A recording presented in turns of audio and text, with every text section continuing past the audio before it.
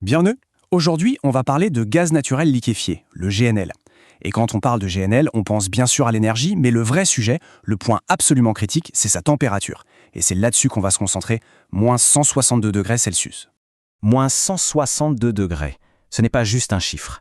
À ce niveau de froid, vraiment, le plus petit détail, la moindre imperfection, ça peut se transformer en un risque énorme. Alors voilà, à cette température, les règles du jeu changent complètement.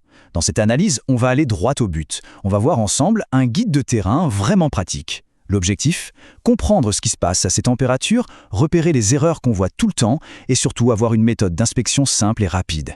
Tout ça sans se perdre dans du jargon technique. Bon, première question. Pourquoi est-ce que ce fameux moins 162 degrés est si critique? Qu'est-ce qui se passe concrètement? Eh bien, tout simplement parce que ce froid extrême déclenche des changements physiques profonds. Ça va affecter directement les matériaux, l'isolation et même toute la structure des équipements. Le premier point, et c'est sans doute le plus important, c'est la fragilisation des matériaux. Il faut imaginer un acier au carbone tout à fait normal, celui qu'on utilise partout. À température ambiante, il est solide, il peut se tordre un peu, on dit qu'il est ductile. Mais à moins 162 degrés, il devient cassant comme du verre. Il ne plie plus, il se brise net. C'est un changement radical. Ensuite, parlons de l'isolation. On pourrait croire qu'elle est juste là pour garder le froid, pour l'efficacité. Mais en fait, c'est bien plus que ça. C'est une barrière de sécurité essentielle. Pensez-y, la plus petite fissure, le moindre défaut, et hop, l'humidité de l'air s'infiltre. Et à cette température, elle gèle sur le champ. Ça forme de la glace, ça dégrade l'isolant, et ça crée des points froids qui sont de vrais dangers. Troisième phénomène majeur, la contraction thermique. C'est de la physique de base. Quand on refroidit un métal, il rétrécit.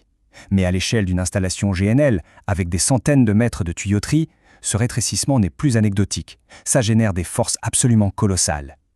Si la conception ne prévoit pas d'accompagner ce mouvement, alors les contraintes s'accumulent. Et ça mène tout droit à la fatigue du métal et potentiellement à la rupture. Et ça nous amène à un indicateur visuel super important, le givre localisé. Attention, il ne faut pas se dire « c'est normal, c'est froid ». Non. Une petite tache de givre bien localisée sur une ligne, c'est un signal d'alarme. C'est le symptôme qui nous dit qu'il y a un problème, une brèche dans l'isolation, une infiltration d'humidité, voire une petite fuite. C'est un signe qui ne trompe pas et qui demande une enquête tout de suite. Ok, maintenant qu'on a posé les bases physiques, comment on s'organise sur le terrain? Comment on fait une inspection efficace? Eh bien, il y a une méthode très simple pour ça. Une sorte de pense-bête en 5 mots-clés. C'est facile à retenir et c'est redoutablement efficace. Les voici. Matériaux, isolation, contraction, givre et enfin rejet et vent. Ces 5 mots, c'est notre checklist mentale. Quand on arrive devant un équipement GNL, on passe ces 5 points en revue dans sa tête. C'est la base pour garantir la sécurité et la fiabilité. Parfait. Maintenant, on va décliner cette méthode en 10 points de contrôle très concrets. Pour chaque point, on va voir ce qu'il faut regarder précisément et surtout pourquoi c'est important. Allez, c'est parti. Point numéro 1, les matériaux. On vérifie qu'on a bien de l'acier inoxydable ou des alliages spéciaux, sinon c'est le risque de rupture fragile. Deuxièmement, les joints et les brides. Ils subissent d'énormes variations de température, donc on s'assure que tout est propre et bien assemblé. Troisième point, l'enveloppe de l'isolation. Elle doit être parfaitement étanche, pas le moindre petit trou.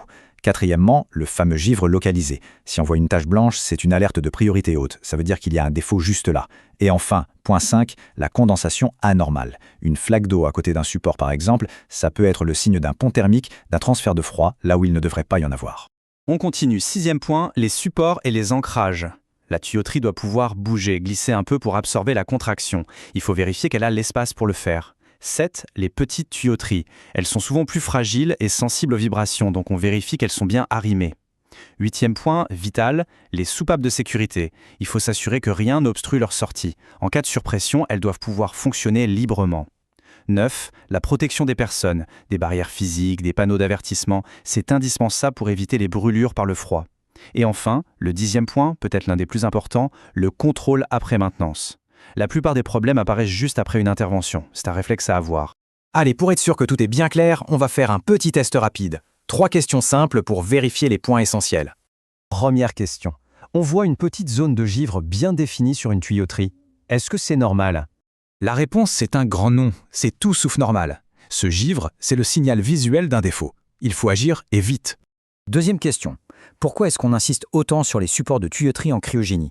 Tout simplement pour une raison, la contraction thermique.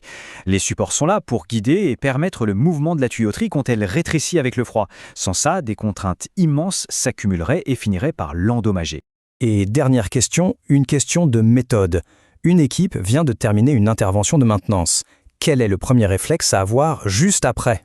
Le réflexe, c'est de faire une inspection complète de la zone où ils ont travaillé. On revérifie tout, l'isolation, les supports, la propreté. Et on documente, on prend des photos. C'est essentiel pour la traçabilité. Voilà, pour finir, si on devait retenir une seule chose, le message clé de tout ça, ce serait quoi? Ce serait cette méthode en 5 mots. C'est vraiment l'outil à garder en tête sur le terrain. On commence par les matériaux, on vérifie l'isolation, on pense à la contraction et à ses effets, on cherche le signal d'alerte du givre, et on termine par les organes de sécurité, les rejets et vents. C'est une routine simple, logique et qui couvre l'essentiel. Voilà pour aujourd'hui. La prochaine fois, on changera complètement de sujet avec l'analyse J26. On parlera des systèmes vapeur, sécurité, coups de bélier et techniques de purge.